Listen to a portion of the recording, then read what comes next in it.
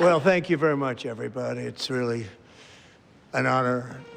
Speaker Johnson, Vice President Vance, First Lady of the United States, Second Lady of the United States, members of Congress, and my fellow Americans. Our nation is back, bigger, better, richer, and stronger than ever before. Less than 5 months from now, our country will celebrate an epic milestone in American history, the 250th anniversary of our glorious American independence. This July 4th, we will mark 2.5 centuries of liberty and triumph, progress and freedom in the most incredible and exceptional nation ever to exist on the face of the earth. And you've seen nothing yet. We're going to do better and better and better. This is the golden age of America.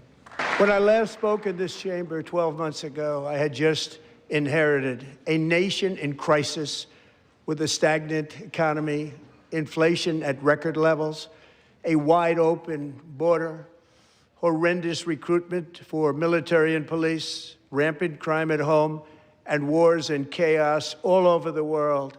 But tonight, after just 1 year, I can say with dignity and pride that we have achieved a transformation like no one has ever seen before, and a turnaround for the ages. It is indeed a turnaround for the ages. And we will never go back to where we were just a very short time ago. We're not going back. Today, our border is secure. Our spirit is restored. Inflation is plummeting. Incomes are rising fast. The roaring economy is roaring like never before. And our enemies are scared. Our military and police are stacked. And America is respected again, perhaps like never before. After 4 years in which millions and millions of illegal aliens poured across our borders, totally unvetted and unchecked, we now have the strongest and most secure border in American history by far. In the past 9 months, 0 illegal aliens have been admitted to the United States. But we will always allow people to come in legally, people that will love our country and will work hard to maintain our country. The flow of deadly fentanyl across our border is down by a record 56% in 1 year. And last year, the murder rate saw its single largest decline in recorded history. This is the biggest decline, think of it, in recorded history, the lowest number in over 125 years, year 1900. In fact, substantially before my wonderful father, I had a wonderful father, Fred, before he was born, substantially before he was born. That's a long time ago. He wouldn't like me to say that, but that's a long time ago. The Biden administration and its allies in Congress gave us the worst inflation in the history of our country. But in 12 months, my administration has driven core inflation down to the lowest level in more than 5 years. And in the last 3 months of 2025, it was down to 1.7%. Gasoline, which reached a peak of over $6 a gallon in some states under my predecessor, it was quite honestly a disaster, is now below $2.30 a gallon in most states, and in some places, $1.99 a gallon. And when I visited the great state of Iowa just a few weeks ago, I even saw $1.85 a gallon for gasoline. Mortgage rates are the lowest in 4 years and falling fast, and the annual cost of a typical new mortgage is down almost $5,000 just since I took office, 1 year. And low interest rates will solve the Biden-created housing problem while at the same time protecting the values of those people who already own a house that really feel rich for the first time in their lives. We want to protect those values. We want to keep those values up. We're going to do both. And we are going to keep it that way. The stock market has set 53 all-time record highs since the election. Think of that, 1 year. Boosting pensions, 401ks, and retirement accounts for the millions and millions of Americans. They're all gaining. Everybody's up, way up. In 4 long years, the last administration got less than $1 trillion in new investment in the United States. And when I say less, substantially less. In 12 months, I secured commitments for more than $18 trillion pouring in from all over the globe. Think of it, much less than $1 trillion for 4 years versus much more than $18 trillion for 1 year. What a difference a president makes. A short time ago, we were a dead country. Now we are the hottest country anywhere in the world, the hottest. As thousands of new businesses are forming in factories, plants, and laboratories are being built, we have added 70,000 new construction jobs in just a very short period of time. It's getting bigger and bigger and stronger. Nobody can believe what they're watching. American oil production is up by more than 600,000 barrels a day, and we just received from our new friend and partner, Venezuela, more than 80 million barrels of oil. American natural gas production is at an all-time high because I kept my promise to drill, baby, drill. More Americans are working today than at any time in the history of our country. Think about that. Any time in the history of our country, more working today. And 100% of all jobs created under my administration have been in the private sector. We ended DEI in America. We cut a record number of job-killing regulations, and in 1 year, we have lifted 2.4 million Americans, a record, off of food stamps. And for all of these reasons, I say tonight, members of Congress, the state of our union is strong. Our country is winning again. In fact, we're winning so much that we really don't know what to do about it. People are asking me, please, please, please, Mr. President, we're winning too much. We can't take it anymore. We're not used to winning in our country. Until you came along, we're just always losing, but now we're winning too much. And I say, no, no, no, you're going to win again. You're going to win big. You're going to win bigger than ever. And to prove that point, here with us tonight is a group of winners who just made the entire nation proud. The men's gold medal Olympic hockey team. Come on in. That's the first time I've ever seen them get up. And actually, not all of them did get up. But they beat a fantastic Canadian team in overtime, as everybody saw, as did the American women who will soon be coming to the White House. They were in the Oval Office before, and I just want to say a second very big congratulations to Team USA. But I have to say that, and I told them this, and we took a vote of the team. I said, anybody votes no, I'm not doing it. So they stood there, and they weren't about to say no, because I've never seen a goaltender play as well as goalie Connor Hellebuck. Think of it, 46 shots on goal, and I asked him, the one shot, the one where you put your stick in the back and it hit the neck of your stick and bounced off, do you practice that, or was that a little lucky? He refused to answer that question. But I just want to tell you that the members of this great hockey squad will be very happy to hear, based on their vote and my vote, and in this case, my vote was more important, that I will soon be presenting Connor with our highest civilian honor, which we will be given, and which has been given to many athletes over the years. But when I say many, not too many, like 12, it's called the highest civilian honor in our country, the Presidential Medal of Freedom. Great athletes have gotten that, very great, the best. And I thought he deserved it. And I did take a vote, every single one of them. I said, I'm not giving it if anybody goes no. And every single one of them rapidly put up their hand. So I want to thank you all. What a special job you did. What special champions you are. Thank you very much. I'm also pleased to say that the next time the Olympic torch is lit, it will be here in America for the 2028 Olympics. And it's the summer version right in Los Angeles. We're going to do a good job in Los Angeles. And Los Angeles is going to be safe, just like Washington, D.C. is now one of the safest cities in the country. And this year, and I must say I got them both. I got them in my first term, and I was disappointed because I didn't think I'd be the president when this happened. But strange things took place. and now I've got them because I got the Olympics and I got the 2026 FIFA World Cup, and I wanted to claim the 250th, but I didn't get away with that one. I couldn't claim that one for myself. But we're getting the World Cup, so we have the World Cup and the Olympics coming, and that is exciting news. So this will be a year to celebrate our country and the heroes who have kept it free. Men like Buddy Taggart. At age 17, Buddy volunteered to defend America in World War II, serving in the Pacific under the great General Douglas MacArthur. He fought bravely in the famous Battle of Manila, worked so hard. He was badly wounded and almost killed by enemy machine guns in Luzon.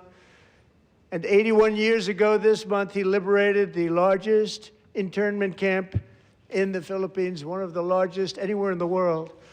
But he earned many honors, including a Purple Heart and a Bronze Star, came home, started a family, and tonight he is in the gallery looking forward to July 4th, 2026, his 100th birthday. So, Buddy, you're a brave man, and we salute you. Even in times of challenge, setback, and immense heartache, the spirit of 1776 has always shone through very brightly. It was July 4th of last year when floodwaters tore through a girls' summer camp in Central Texas, one of the worst things I've ever seen. I was there, rising 26 feet in the matter of minutes, tragically claiming many, many lives. You all remember that one. As the waters threatened to sweep her away, 11-year-old Millie Kate McClelland closed her eyes and prayed to God. She thought she was going to die. Those prayers were answered when Coast Guard rescue swimmer Scott Ruskin descended from a helicopter above. Nobody knew where he came from. It was Scott's first ever rescue mission, a young guy, but very brave, very, very top, always top in his class, and he lifted not just Millie Kate, but 164 others to safety. People watched Scott from a distance, and they couldn't believe what they were seeing. The winds were blowing, the rain was pouring, everything was going, and that rapid water, nobody's ever seen anything like it. They said, wow, that's something. Tonight, Scott and Millie Kate are here together, reunited for the very first time. Thank you, Scott, Millie Kate. And Petty Officer Ruskin, I'm pleased to inform you that I am now awarding you the Legion of Merit for extraordinary heroism, which is what it was, extraordinary heroism. Thank you. And I'd like to have the military aide to please come down and take care of the service. Military aid, thank you very much. Take care of that very important service.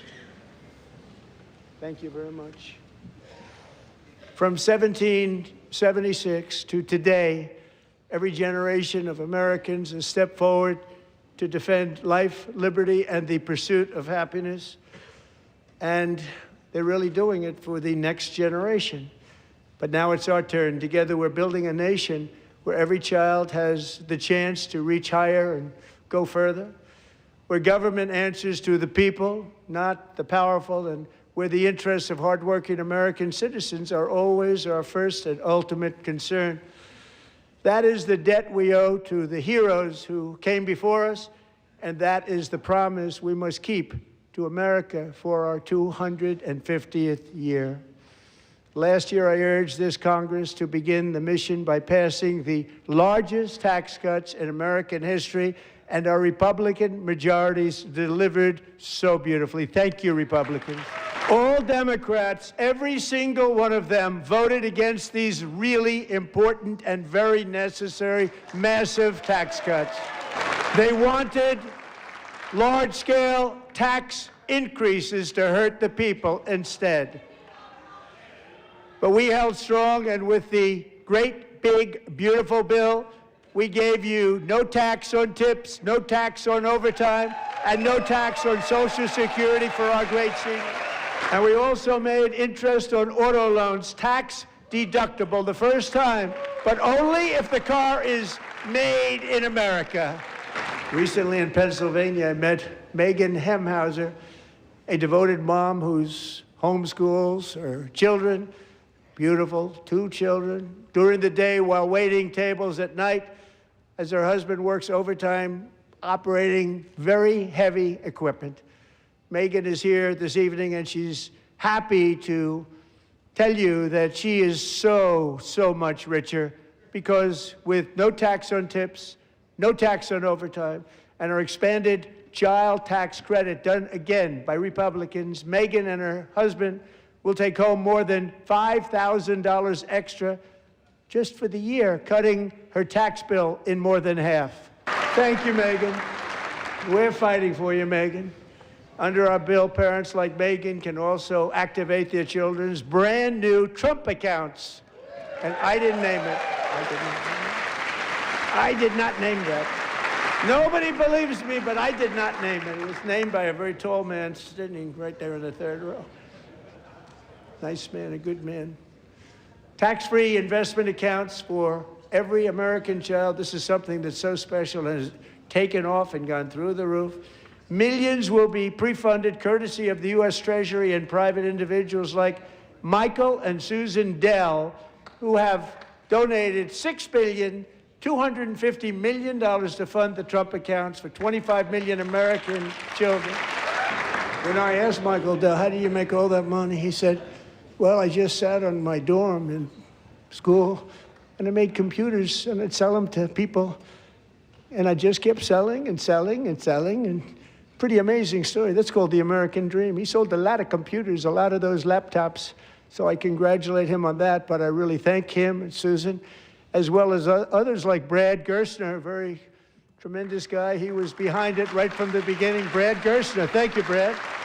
So with modest additional contributions, these young people's accounts could grow to over $100,000 or more by the time they turn 18. Think of it, how much money is that for somebody that started with nothing?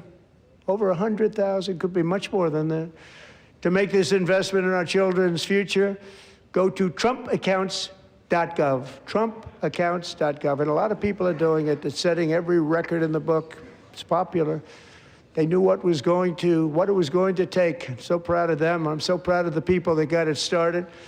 And now it's just taken off. One of the primary reasons for our country's stunning economic turnaround, the biggest in history, where the Dow Jones broke 50,000 4 years ahead of schedule, and the S&P hit 7,000, where it wasn't supposed to do it for many years, were tariffs.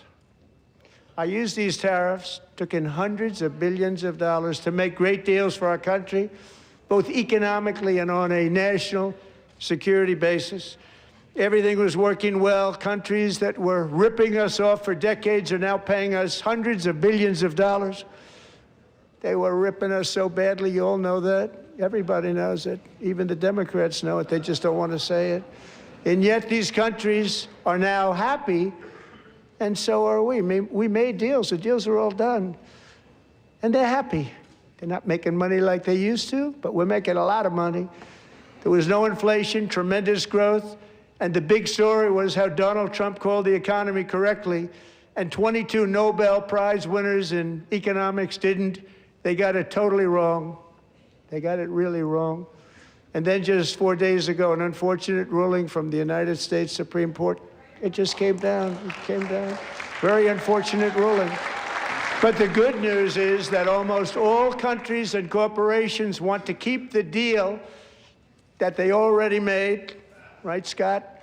Knowing that the legal power that I, as president, have to make a new deal could be far worse for them, and therefore they will continue to work along the same successful path that we had negotiated before the Supreme Court's unfortunate involvement. So despite the disappointing ruling, these powerful country-saving, it's saving our country, the kind of money we're taking in, peace-protecting. Many of the wars I settled was because of the threat of tariffs. I wouldn't have been able to settle them without. Will remain in place under fully approved and tested alternative legal statutes. And they have been tested for a long time. They're a little more complex, but they're actually probably better, leading to a solution that will be even stronger than before. Congressional action will not be necessary. It's already time-tested and approved. And as time goes by, I believe the tariffs paid for by foreign countries will, like in the past, substantially replace the modern-day system of income tax, taking a great financial burden off the people that I love. Moving forward, factories, jobs, investment, and trillions of dollars will continue pouring into the United States of America because we finally have a president who puts America first. I put America first. I love America. For decades before I came along, we had the exact opposite. From trade to healthcare, from energy to immigration, everything was stolen and rigged in order to drain the wealth out of the productive, hardworking people who make our country great, who make our country run. Under Biden and his corrupt partners in Congress and beyond, it reached a breaking point with the Green New scam, open borders for everyone. They poured in by the millions and millions from prisons, from mental institutions. They were murderers, 11,888 murders. They came into our country. You allowed that to happen. And record-setting inflation that cost the typical family $34,000 in just a speck of time. Now the same people in this chamber who voted for those disasters suddenly used the word affordability, a word, they just used it. Somebody gave it to them, knowing full well that they caused and created the increased prices that all of our citizens had to endure. You caused that problem. You caused that problem. They knew their statements were a lie. They knew it. They knew their statements were a dirty, rotten lie. Their policies created the high prices. Our policies are rapidly ending them. We are doing really well. Those prices are plummeting downward. The price of eggs is down 60%. Madam Secretary, thank you. The cost of chicken, butter, fruit, hotels, automobiles, rent is lower today than when I took office by a lot. And even beef, which was very high, is starting to come down significantly. Just hold on a little while. We're getting it down. And soon you will see numbers that few people would think were possible to achieve just a short time ago. Nobody can believe when they see the kind of numbers, and especially energy, when they see energy going down to numbers like that, they cannot believe it. It's like another big tax cut. I'm also confronting one of the biggest ripoffs of our times, the crushing cost of health care caused by you. Since the passage of the Unaffordable Care Act, sometimes referred to as Obamacare, big insurance companies have gotten rich. It was meant for the insurance companies, not for the people. With our government giving them hundreds and hundreds of billions of dollars a year, as their stock prices soared 1,000, 1,200, 1,400, and even 1,700%, like nothing else. That's why I introduced the great health care plan. I want to stop all payments to big insurance companies and instead give that money directly to the people so they can buy their own health care, which will be better health care at a much lower cost. In addition, my plan requires maximum price transparency. That's a big deal. Sounds so simple, so big. And I did that in my first term, and the Democrats immediately terminated it with full knowledge that they were doing a very bad thing for the people. Of course, we're going to go way up, and that's what happened, and now I'm bringing them way down on health care and everything else. I'm also ending the wildly inflated cost of prescription drugs like has never happened before. Other presidents tried to do it, but they never could. They tried. Most didn't try, actually. But they tried. They said they tried. They couldn't do it. They didn't even come close. They were all talk and no action, but I got it done.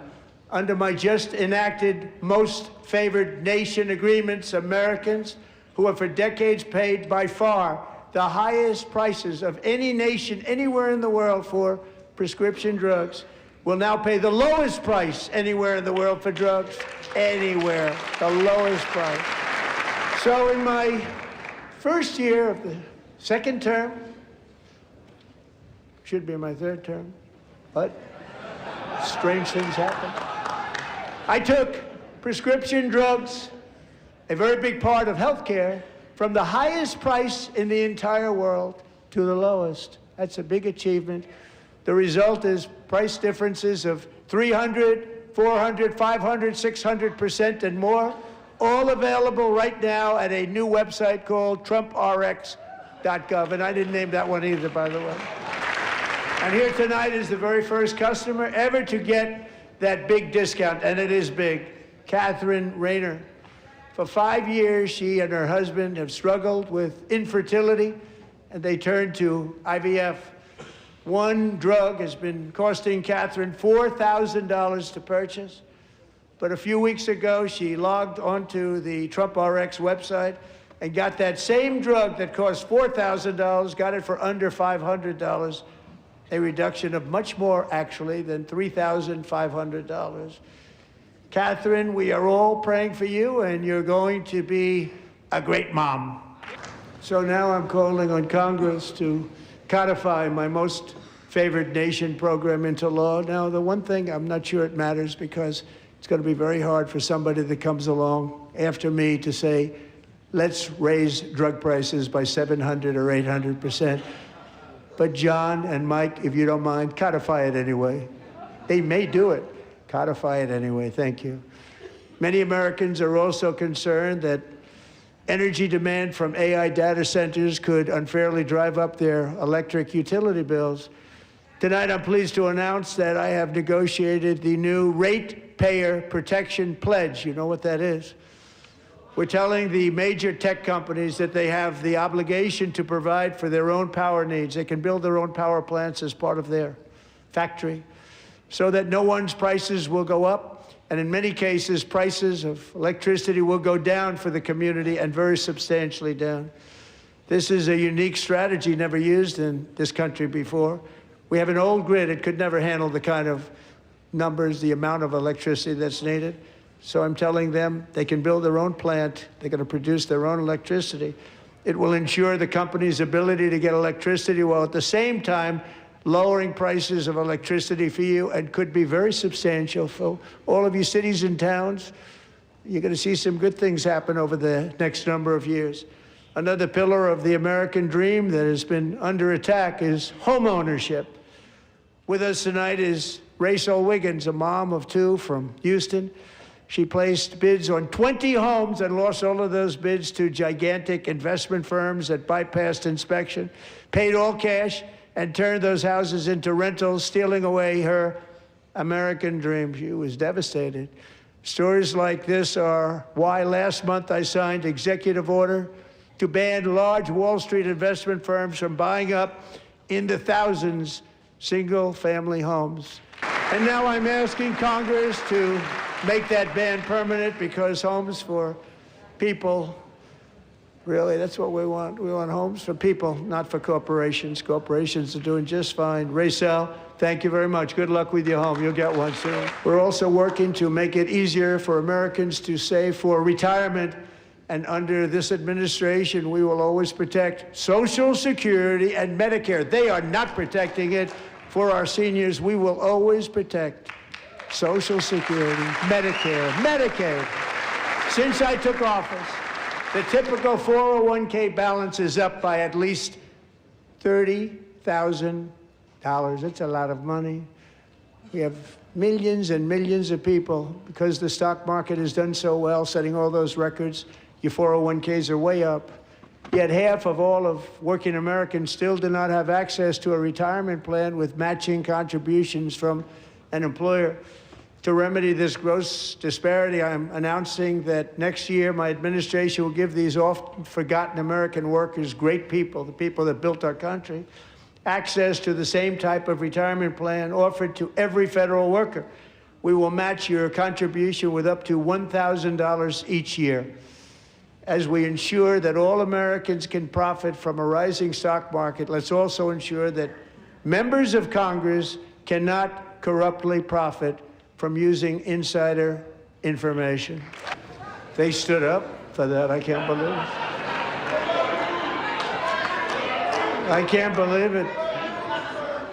Did Nancy Pelosi stand up if she's here?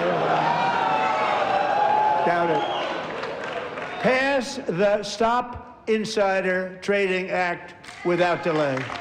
I wasn't sure if anybody even on this side was going to applaud for that. I'm very impressed. Thank you. I'm very impressed. But when it comes to the corruption that is plundering, it's plundering America. There's been no more stunning example than Minnesota, where members of the Somali community have pillaged an estimated $19 billion from the American taxpayer. Oh, we have all the information. And in actuality, the number is much higher than that. And California, Massachusetts, Maine, and many other states are even worse.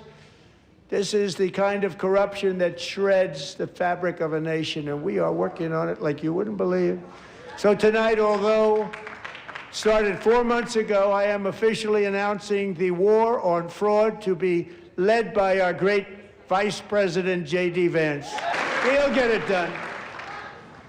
And if we're able to find enough of that fraud, we will actually have a balanced budget overnight. It'll go very quickly. That's the kind of money you're talking about. We'll balance our budget. The Somali pirates who ransacked Minnesota remind us that there are large parts of the world where bribery, corruption, and lawlessness are the norm, not the exception. Importing these cultures through unrestricted immigration and open borders brings those problems right here to the USA. And it is the American people who pay the price in higher medical bills, car insurance rates, rent, taxes, and perhaps most importantly, crime. We will take care of this problem. We're going to take care of this problem. We are not playing games. Delilah Coleman was only 5 years old in June 2024 when a 18-wheel tractor trailer plowed into her stopped car traveling at 60 miles an hour or more. The driver was an illegal alien let in by Joe Biden and given a commercial driver's license by open borders politicians in California. Doctors said Delilah would never be able to walk or talk, have a good life. She wouldn't even be able to eat again. But against all odds, she is now in the first grade learning to walk. And she's here this evening with her dad, Marcus, a fantastic man. Delilah, please. You are a great inspiration. Please stand up. Many, if not most, illegal aliens do not speak English and cannot read even the most basic road signs as to direction, speed, danger, or location. That's why tonight I'm calling on Congress to pass what we will call the Delilah Law, barring any state from granting commercial driver's licenses to illegal aliens. And yesterday, as you probably saw at the White House, I hosted a ceremony with Americans who lost their treasured loved ones to the scourge of illegal immigration. People came into our country, how we allowed this to happen with our open borders. These are the angel moms and families that for decades our government betrayed and our media totally ignored. It was terrible. Hard to believe, actually. In 2023, a 16-year-old high school cheerleader named Elizabeth Medina was supposed to perform in her town's Christmas parade, but she never arrived. Her mother, Jacqueline, went home to look for her, and she found her lying dead in a bathtub, bleeding profusely after being stabbed 25 times. Elizabeth's killer was a previously arrested illegal alien who had broken in and brutally extinguished the brightest light in her family's life, violently and viciously. Her heartbroken mother is in the gallery to remind everyone in this chamber exactly why we are deporting illegal alien criminals to our country at record numbers, and we're getting them the hell out of here fast. We don't want them. Thank you very much, Jacqueline. Thank you. We can never forget that many in this room not only allowed the border invasion to happen before I got involved, but indeed they would do it all over again if they ever had the chance. If they ever got elected, they would open up those borders to some of the worst criminals anywhere in the world. The only thing standing between Americans and a wide open border right now is President Donald J. Trump and our great Republican patriots in Congress. Thank you. Thank you. As we speak, Democrats in this chamber have cut off all funding for the Department of Homeland Security. It's all cut off. It's all cut off. They have instituted another Democrat shutdown, the first one costing us 2 points on GDP.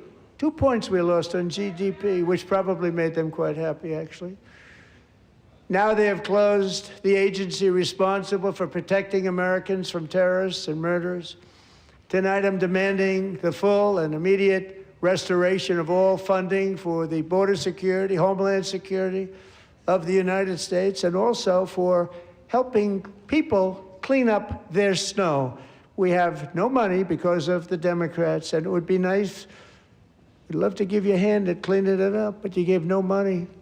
Nobody's getting paid. It's a shame. So you have to think about it. We have, in case you didn't know, a pretty large snowstorm out there. One of the great things about the State of the Union is how it gives Americans the chance to see clearly what their representatives really believe. So tonight I'm inviting every legislator to join with my administration in reaffirming a fundamental principle. If you agree with this statement, then stand up and show your support. The first duty of the American government is to protect American citizens, not illegal aliens. Isn't that a shame? You should be ashamed of yourself not standing up. You should be ashamed of yourself. That is why I'm also asking you to end deadly sanctuary cities that protect the criminals and enact serious penalties for public officials who block the removal of criminal aliens. In many cases, drug lords, murderers all over our country, they're blocking the removal of these people out of our country, and you should be ashamed of yourself. And perhaps most importantly, I'm asking you to approve the Save America Act to stop illegal aliens and others who are unpermitted persons from voting in our sacred American elections. That cheating is rampant in our elections. It's rampant. It's very simple. All voters must show voter ID. All voters must show proof of citizenship in order to vote. And no more crooked mail-in ballots except for illness, disability, military, or travel. None. And this should be an easy one. And by the way, it's polling at 89%, including Democrats, 89%. And even the new communist mayor of New York City, I think he's a nice guy, actually. Speak to him a lot. Bad policy, but nice guy. Just said they want people to shovel snow. They got hit hard. Wants them to shovel snow, but if you apply for that job, you need to show 2 original forms of ID and a Social Security card. Yet they don't want identification for the greatest privilege of them all, voting in America. No, it's no good. No good. Both Republicans and Democrats overwhelmingly agree on the policy that we just enunciated. And Congress should unite and enact this common sense, country-saving legislation right now, and it should be before anything else happens. And the reason they don't want to do it, why would anybody not want voter ID? One reason, because they want to cheat. There's only one reason. They make up all excuses. They say it's racist. They come up with things you almost say, what imagination they have. They want to cheat, they have cheated, and their policy is so bad that the only way they can get elected is to cheat. And we're going to stop it. We have to stop it, John. And here is one more opportunity to show common sense in government. In the gallery tonight are Sage Blair and her mother, Michelle. In 2021, Sage was 14 when school officials in Virginia sought to socially transition her to a new gender, treating her as a boy and hiding it from her parents. Hard to believe, isn't it? Before long, a confused Sage ran away from home after she was found in a horrific situation in Maryland. A left-wing judge refused to return Sage to her parents because they did not immediately state that their daughter was their son. Sage was thrown into an all-boys state home and suffered terribly for a long time. But today, all of that is behind them because Sage is a proud and wonderful young woman with a full-ride scholarship to Liberty University. Sage and Michelle, please stand up. And thank you for your great bravery. And who can believe that we're even speaking about things like this? 15 years ago, if somebody was up here and said that, they'd say, what's wrong with him? But now we have to say it because it's going on all over numerous states without even telling the parents. But surely we can all agree no state can be allowed to rip children from their parents' arms and transition them to a new gender against the parents' will. Who would believe that we're even talking about this? We must ban it, and we must ban it immediately. Look, nobody stands up. These people are crazy, I'm telling you. They're crazy. Boy, oh boy. We're lucky we have a country. With people like this, Democrats are destroying our country, but we've stopped it just in the nick of time, didn't we? No one cares more about protecting America's youth than our wonderful First Lady. Now a movie star. She's a movie star. Can you believe it? Who would have believed that? Over the past year, she has had an incredible impact championing AI legislation, advancing a landmark executive order on foster care, and helping secure $30 million to launch the Melania Trump Foster Youth to Independence Initiative. It's a tremendous, really a tremendous thing that happened and had a lot of bipartisan support. She gets much better bipartisan support than I do. I get none, she gets a lot. Someday you're gonna have to tell me how you did that. And students and educators in every state have joined the First Lady's efforts in the presidential AI challenge, keeping America's next generation positioned to succeed and strongly succeed in the future. Tonight, we welcome two young people whose lives reflect the First Lady's impact, Sierra Burns and Everest Nevermont. Thank you both, and Melania, thank you. I know how hard you worked on it. Thank you very much. I'm very proud to say that during my time in office, both the first 4 years, and in particular this last year, there has been a tremendous renewal in religion, faith, Christianity, and belief in God. This is especially true among young people, and a big part of that had to do with my great friend, Charlie Kirk, a great guy, great man. So last year, Charlie was violently murdered by an assassin and martyred, really martyred for his beliefs. His wonderful wife, Erica, is with us tonight. Erica, please stand. In Charlie's memory, we must all come together to reaffirm that America is one nation under God, and we must totally reject political violence of any kind. We love religion, and we love bringing it back, and it's coming back at levels that nobody actually thought possible. It's really a beautiful thing to see. Above all, unleashing America's promise requires keeping our communities safe. We have made incredible strides, yet dangerous repeat offenders continue to be released by pro-crime Democrat politicians again and again. We are honored to be joined tonight by a woman who's been through hell, Anya Zarutska. In 2022, she and her beautiful daughter, so beautiful, what a beautiful young woman, Irina, fled war-torn Ukraine to live with relatives near Charlotte, North Carolina. And by the way, what's going on with Charlotte?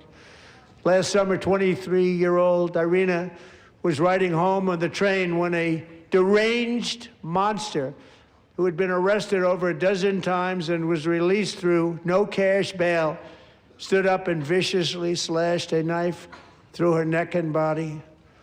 No one will ever forget, there were people on that train. No one will ever forget the expression of terror on Irina's face as she looked up at her attacker in the last seconds of her life. She died instantly. She had escaped a brutal war only to be slain by a hardened criminal, set free to kill in America, came in through open borders. Mrs. Zaretsky, tonight I promise you we will ensure justice for your magnificent daughter, Irina. How do you not stand? How do you not stand?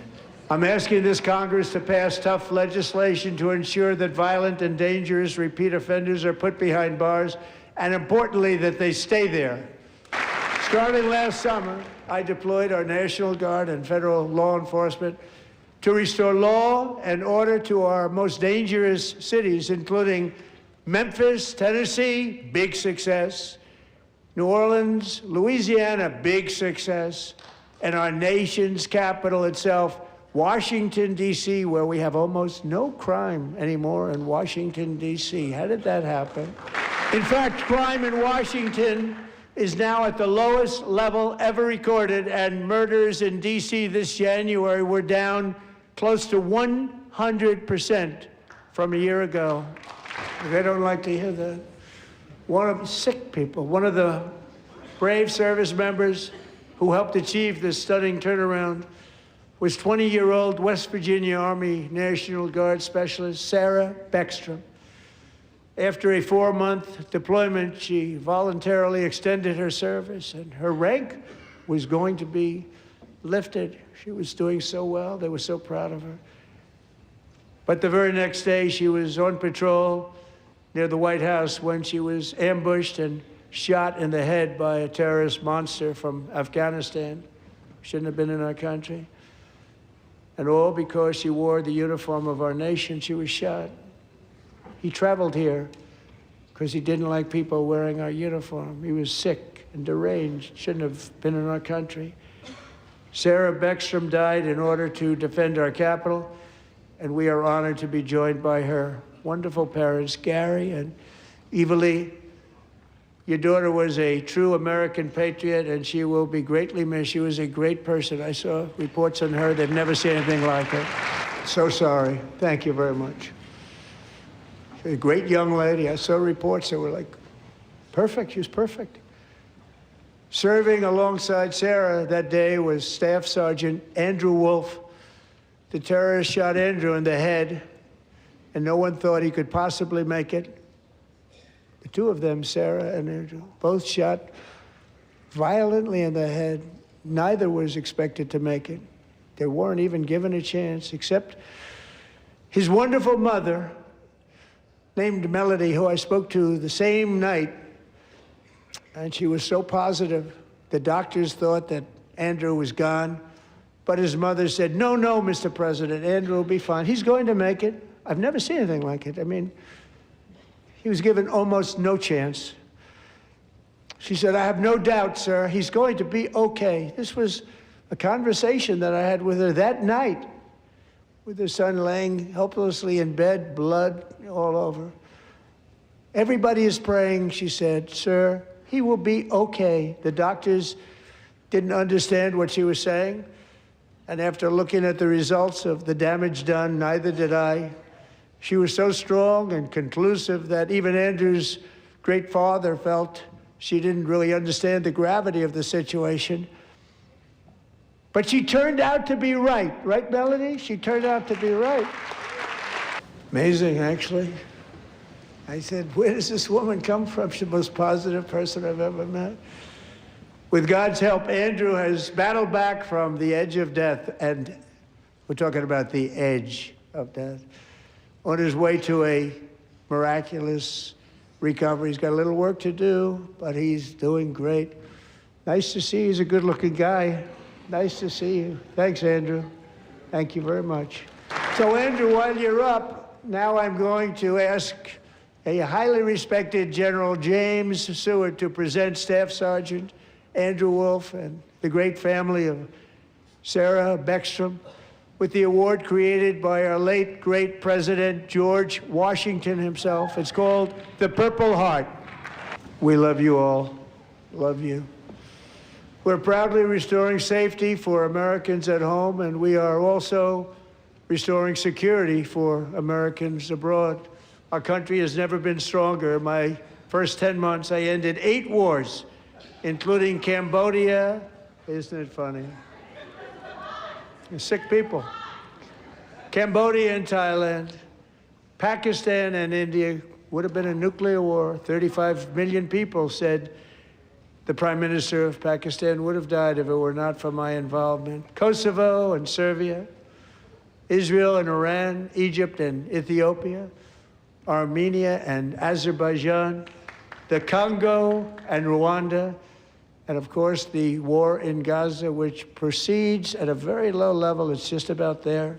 And I want to thank Steve Witkoff and Jared Kushner for your help. Thank you, Steve. Thank you, Jared.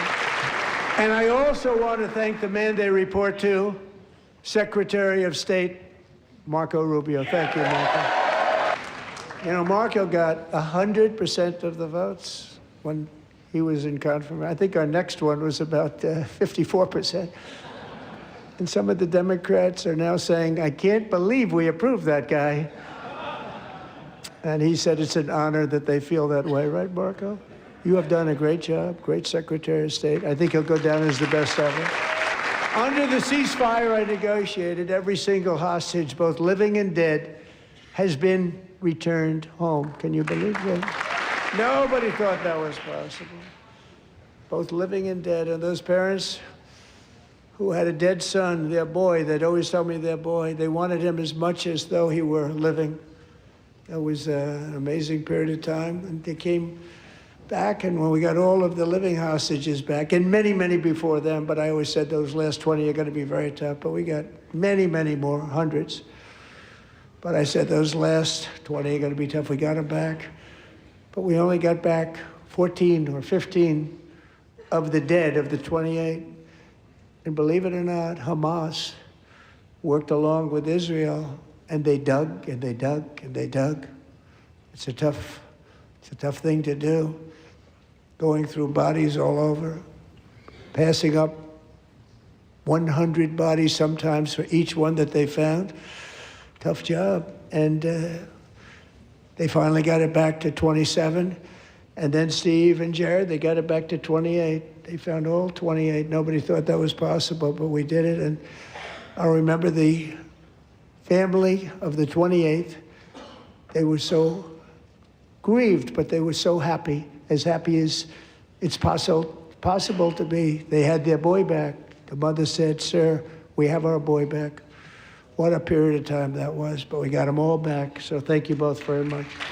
And we're working very hard to end the 9th war, the killing and slaughter between Russia and Ukraine, where 25,000 soldiers are dying each and every month. Think of that, 25,000 soldiers are dying a month. A war which would have never happened if I were president, would have never happened. As president, I will make peace wherever I can, but I will never hesitate to confront threats to America wherever we must. That's why in a breakthrough operation last June, the United States military obliterated Iran's nuclear weapons program with an attack on Iranian soil known as Operation Midnight Hammer.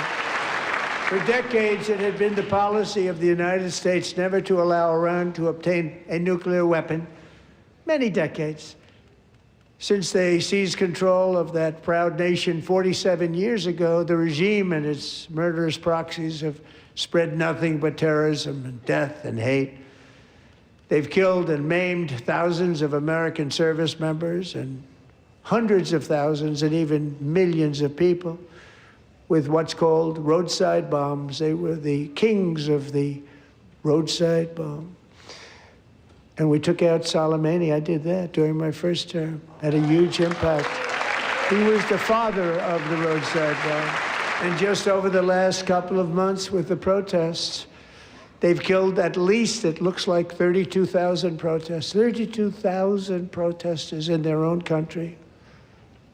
They shot them and hung them.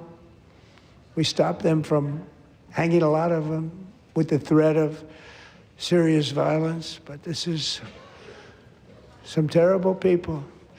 They've already developed missiles that can threaten Europe and our bases overseas, and they're working to build missiles that will soon reach the United States of America.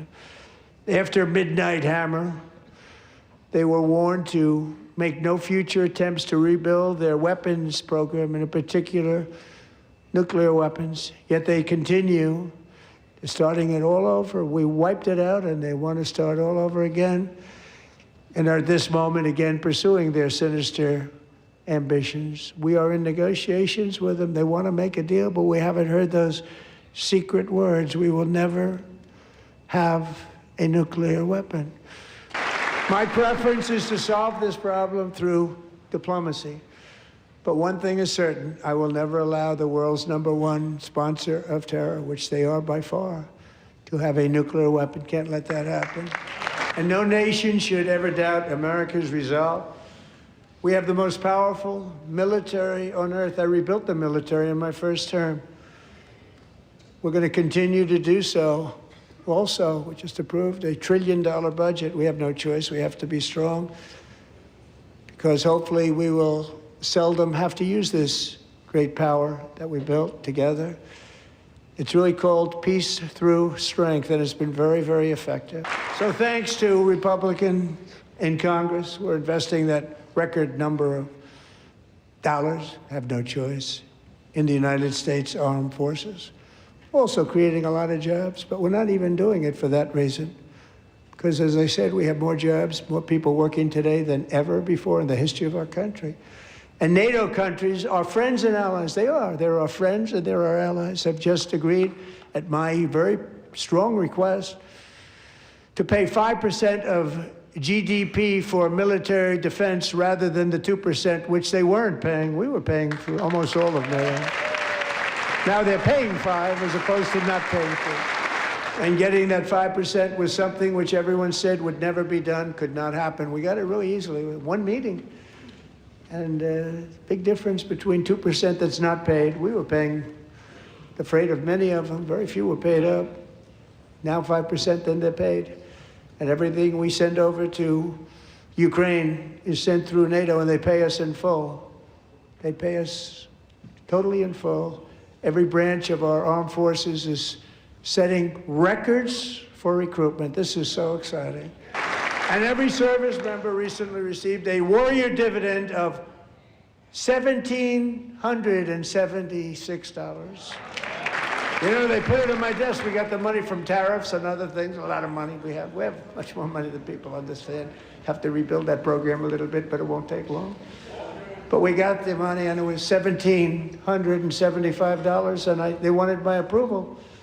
And I said, what's the number? $1,775. I said, wait a minute, for $1 more we can have $1,776. It's going to, I said, we're going to figure that. I never asked anybody if we could afford it. $1 more, I said $1,776. And I said, that's good. And I'll tell you what, our military, that was 4 months ago, our military, I never see a person in the military that doesn't thank me for it, so we're honored to do it. They deserve it. And we call it 1776. It was great. And we love our military. We love our law enforcement. We love our firemen. You know, the firemen don't get mentioned enough. We love our firemen.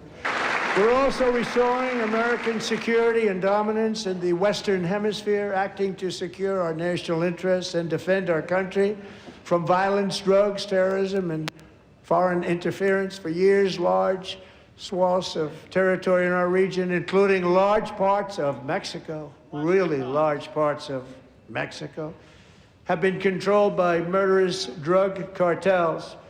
That's why I designated these cartels as foreign terrorist organizations, and I declared illicit fentanyl as a weapon of mass destruction. And with our new military campaign, we have stopped record amounts of drugs coming into our country and virtually stopped it completely coming in by water or sea. You probably noticed that. We very seriously damaged their fishing industry also. Nobody wants to go fishing anymore. We've also taken down one of the most sinister cartel kingpins of all. You saw that yesterday.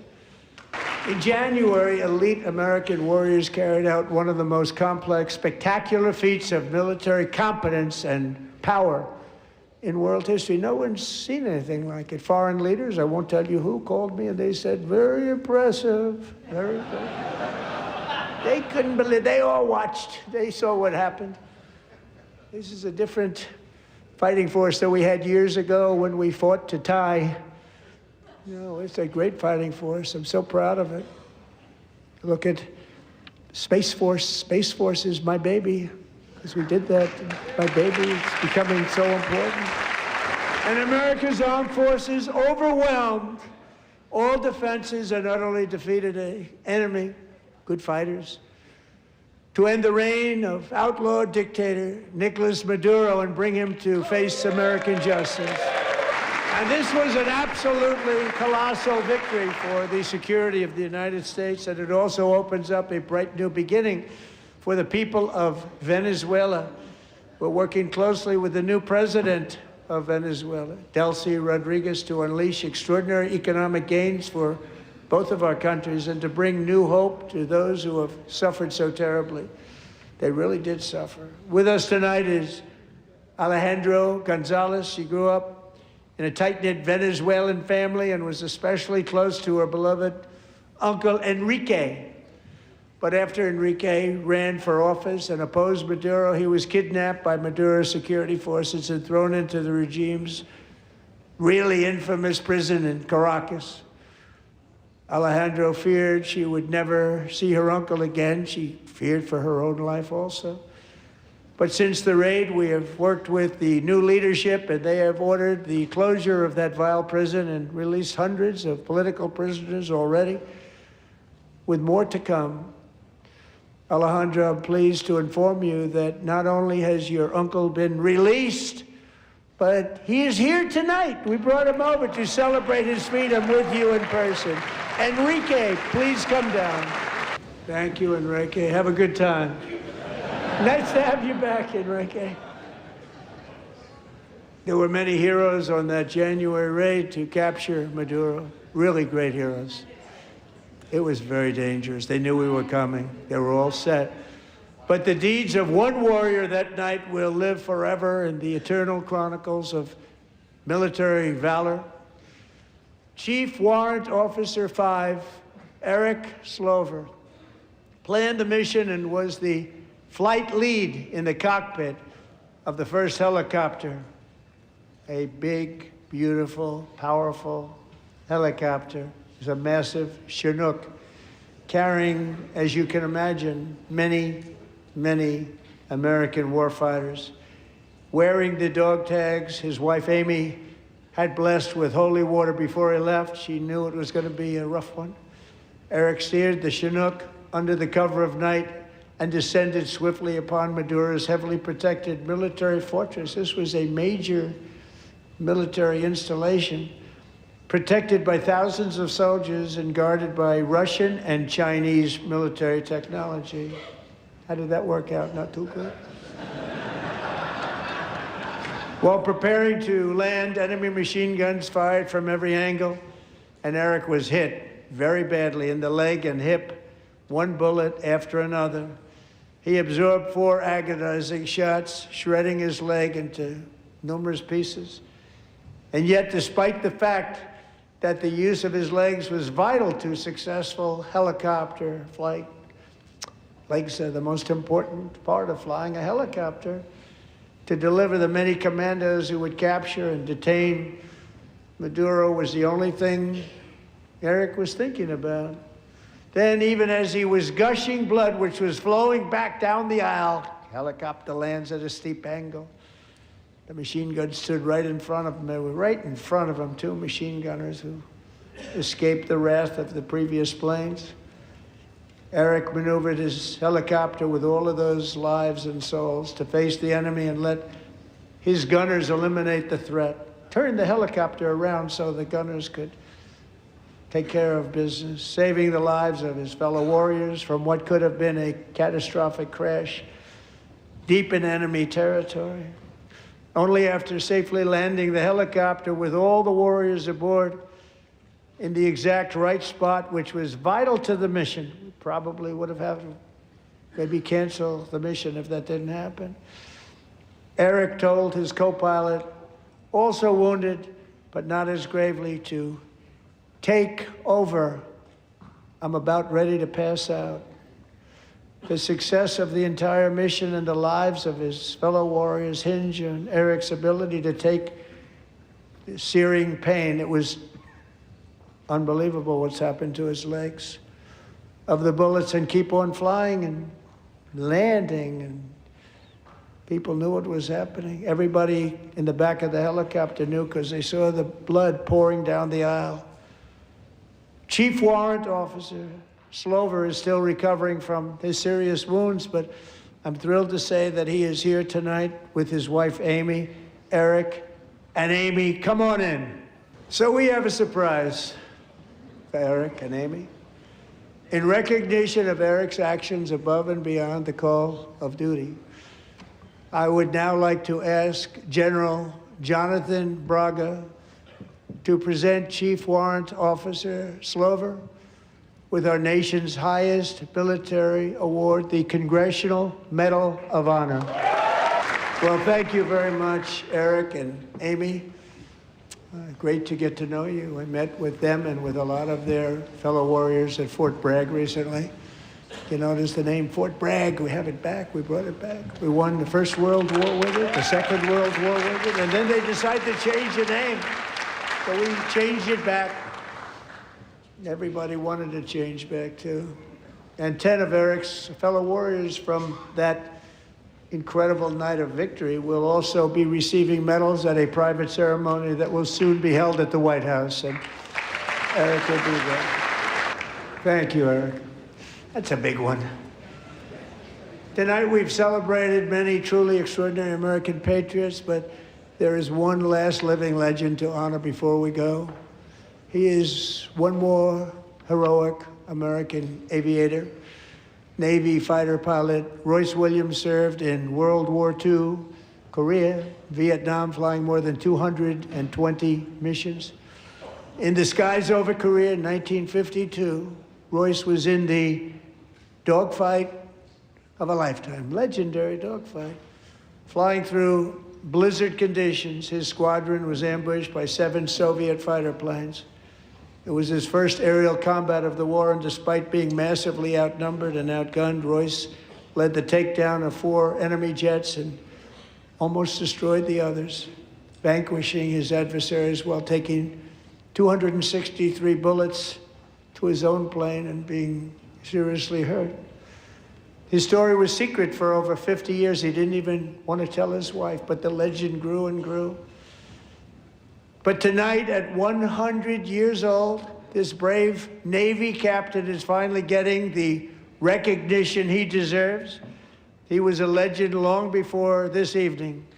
Royce, please stand up, and I will ask the First Lady of the United States to present Captain Royce Williams with his Congressional Medal of Honor.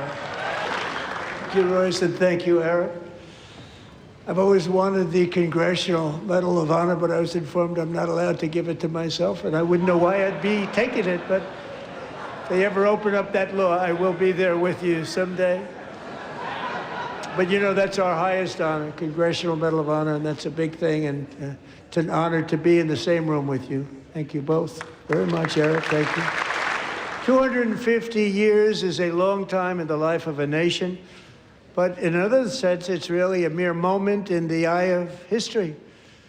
2 of the gentlemen we met in the gallery this evening took their first breaths 1 century ago, 100 years before that, on July 4th, 1826, the author of the Declaration of Independence, brilliant, Thomas Jefferson, drew his last breath. Just a single long human lifespan separates the giants who declared and won our independence from the heroes who stand among us tonight. Everything our nation has done, everything we have achieved, has been the work of those few great lifetimes.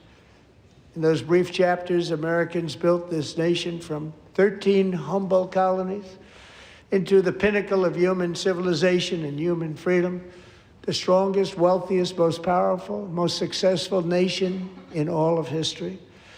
Americans ventured out across the daunting and dangerous continent. We carved paths through an unforgiving wilderness, settled a boundless frontier, and tamed the beautiful but very, very dangerous Wild West. From empty marshes and wide open plains, we raised up the world's greatest cities, Together we mastered the world's mightiest industries and shattered history's monstrous tyrannies, and we liberated millions from the chains of fascism, communism, oppression, and terror.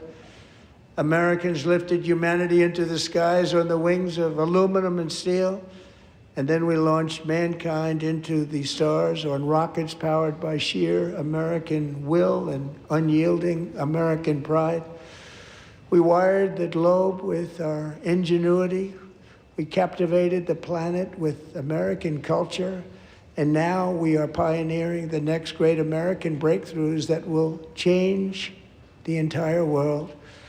All of this and so much more is the enduring legacy, unmatched glory of the hardworking patriots who built and defended this country and who still carry the hopes and freedoms on all of humanity's backs.